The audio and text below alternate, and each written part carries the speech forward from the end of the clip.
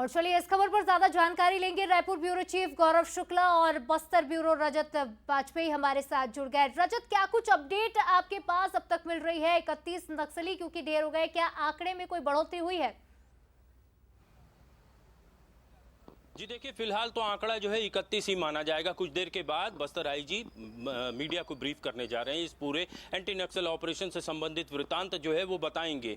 मैं आपको इस मुठभेड़ से जुड़ी 2-3 मेजर चीज़ें बताऊंगा। 15 के करीब नक्सली जो है वर्दीधारी मारे गए हैं इसमें, जिनको लेकर के ये संदेह जाहिर किया जा रहा है कि निश्चित तौर पर काडर वाले रहे होंगे। जो अत्याधुनिक हथियार बरामद हुए हैं वे भी इनके शवों के पास से बरामद हुए हैं। ऐसे में ये अंदाज़ा लगता है कि नक्सलियों का जो बड़ा दल वहां पर मौजूद था वो निश्चित तौर पर किसी बड़ी योजना को लेकर, बड़े प्लान को लेकर वहां इकट्ठा हुआ था और उसके एग्जीक्यूशन से पहले ही फोर्स के जवान वहां पहुंच गए। और उसके बाद जो भीषण मुठभेड़ हुई है, लगभग 1.5 से 2 घंटे तक काफ़ी हैवी फायरिंग हुई और इसके बाद नक्सलियों की ओर से जो भीषण गोलीबारी की जा रही थी उसमें हमारे 4 जवान गंभीर रूप से घायल हुए थे, जिनमें से 2 जो है वो शहादत को प्राप्त हुए हैं। इसके बावजूद जो इस पूरे अभियान से जुड़ी इंटेंसिटी है वो बिल्कुल भी कम नहीं हुई। जवान लगातार आगे बढ़ते रहे और पुरानी चीज़ों को भुलाकर जब जवानों ने आगे बढ़ने की शुरुआत की, उसके बाद ये आंकड़ा 12 से बढ़कर 31 तक पहुंचा है। उस पूरे इलाके में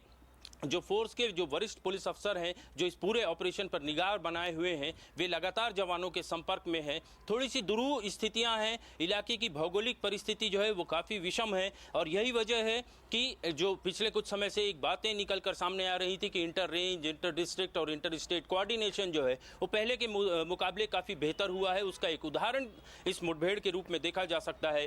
महाराष्ट्र से C60 जो विशेष प्रशिक्षित दस्ता है, नक्सलियों के खिलाफ लड़ाई लड़ता है, वो जो है वो बैकअप टीम के साथ रवाना कर दिया गया है। इसके अलावा तेलंगाना के जो ग्रेहाउंड्स जवानों का दस्ता है उससे भी बैकअप की मांग की गई है। वहां से भी जवान जो है वो तैयार हैं। यदि नक्सली रिट्रीट करके महाराष्ट्र या तेलंगाना की बॉर्डर क्रॉस करने की कोशिश करते हैं तो वहां एक बार फिर से उन्हें ट्रेंड जवान जी पूरा दस्ता जो है वो काम करता है। कहने का आशय ये कि नक्सलियों की मानसिकता जो है उसे समझकर उसके अकॉर्डिंग रिएक्ट करना, इन जवानों को इसी सब बातों की ट्रेनिंग दी जाती है। रजत, किस कैडर के नक्सली शामिल हो सकते हैं? क्या अब तक कोई अपडेट मिला है इस मामले में? जी, सवाल दोहराएं प्लीज। किस कैडर के नक्सली अब तक इस समय मारे गए हैं और किस कैडर के नक्सली शामिल हो सकते हैं? क्या इस बारे में कोई अपडेट सामने आया है? जी बिल्कुल, इंद्रावती टाइगर रिजर्व एरिया का जो नक्सलियों का जो दस्ता है, उस पूरे जो उनका फॉर्मेशन है उससे जुड़े 12 से 15 नक्सली इसमें मारे गए हैं। इस बात की संभावना व्यक्त की जा रही है। सूत्र जो बता रहे हैं कि जिस तरीके के हथियार मिले हैं उससे निश्चित तौर पर यह प्रतीत होता है कि ये सारे जो है काडर वाले नक्सली रहे होंगे। निश्चित तौर पर रजत, लेकिन एक और महत्वपूर्ण बात यह है, कुछ तारीखें जो याद आ रही हैं। 16 अप्रैल 2024 जब कांकेर में 29 नक्सलियों को ढेर किया गया था और उसके बाद एक और बड़ा नक्सली ऑपरेशन जो होता है 4 अक्टूबर 2024 को होता है, थुलथली में 38 नक्सली मारे गए थे। और उसके बाद अब ये सेकंड हम कहेंगे कि सबसे बड़ा ऑपरेशन जो दूसरे नंबर पर आता है 38 नक्सलियों की मौत के बाद, ये बीजापुर का एक बड़ा नक्सली ऑपरेशन जिसमें 31 नक्सलियों को मारा गया है। लेकिन आंकड़ा बढ़ सकता है, अभी भी हम यही कह रहे हैं क्योंकि ऑपरेशन अभी भी चल रहा है, आंकड़ा बढ़ सकता है। और जैसा कि आपने कहा कि ऑटोमेटिक हथियार मिले हैं, इसका अर्थ यह है कि जो मारे गए नक्सली हैं उनमें वो नक्सली भी शामिल हैं जिनकी जवानों को लंबे समय से तलाश थी और जिन पर एक बड़ी राशि घोषित होगी।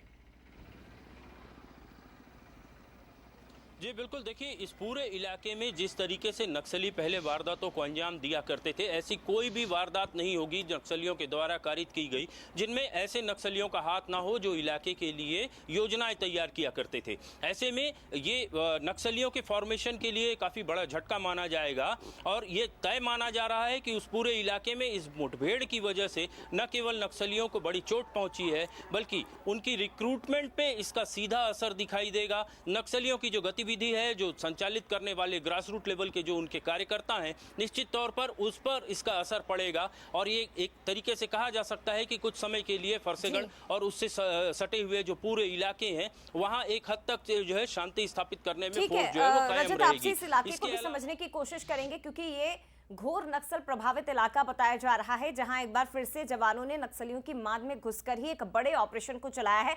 लेकिन खबर यह भी मिल रही है कि जो शहीद जवान है और इसके साथ ही जो 2 घायल जवान है उन्हें रायपुर के अस्पताल में लाया जा रहा है। गौरव लगातार हमारे साथ जुड़े। गौरव, इसे लेकर क्या कुछ अपडेट, और साथ ही ये भी बताइएगा कि एक बड़ा नक्सली ऑपरेशन, इसे बदला हम कहेंगे क्योंकि हाल ही में 8 जवानों की शहादत, और तभी ये दृढ़ निश्चय कर लिया था कि ये बदला तो लेना ही है। जिन्होंने हमारे साथियों को मारा है उन्हें भी मौत के घाट उतारेंगे।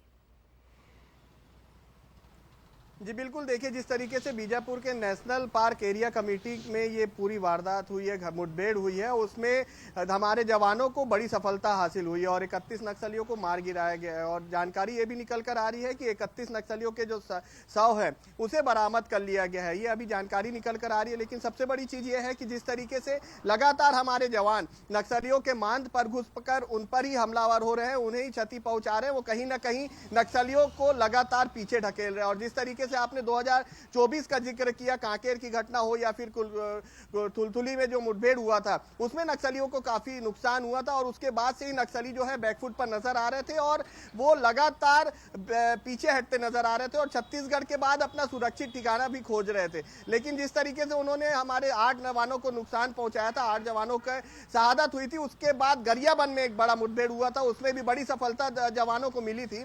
और आज की जो घटना है वो कहीं ना कहीं ये बताने के लिए काफी है कि नक्सल अब पूरी तरीके से या तो पीछे हट जाए या तो जो छत्तीसगढ़ की समर्पण नीति है उस समर्पण नीति को अपनाकर मुख्य धारा से जुड़े, ये सबसे बड़ी चीज देखने को मिल रही है। और यदि हम बात करें तो जिस तरीके से अभी हथियारों की बात की जा रही है और जो जानकारी निकल कर आ रही है उसमें मुठभेड़ में AK-47, SLR, INSAS rifle, 303 BGL launcher, हथियार लॉन्चर भी इसमें बरामद किए गए हैं और विस्फोटक पदार्थ भी जो है इस पूरे मुठभेड़ में जो मारे गए नक्सली हैं उनसे बरामद किए गए हैं। मतलब उस क्षेत्र में जब सर्चिंग हो रही थी उस दौरान बरामद किए हैं। तो ये भी अंदाजा लगाया जा सकता है कि कितनी बड़ी प्लानिंग वहां पर की जा रही थी। बड़े संख्या में वहां पर नक्सली थे, जैसा कि रजत बाजपेयी जी ने अभी बताया कि वहां पर की जो सिनेरियो है वो किस तरीके से, और बाकायदा तेलंगाना और अन्य राज्यों जो उससे बॉर्डर में है वहां पर से भी वहां पर अभी बोला गया है कि आप बैकअप दीजिए।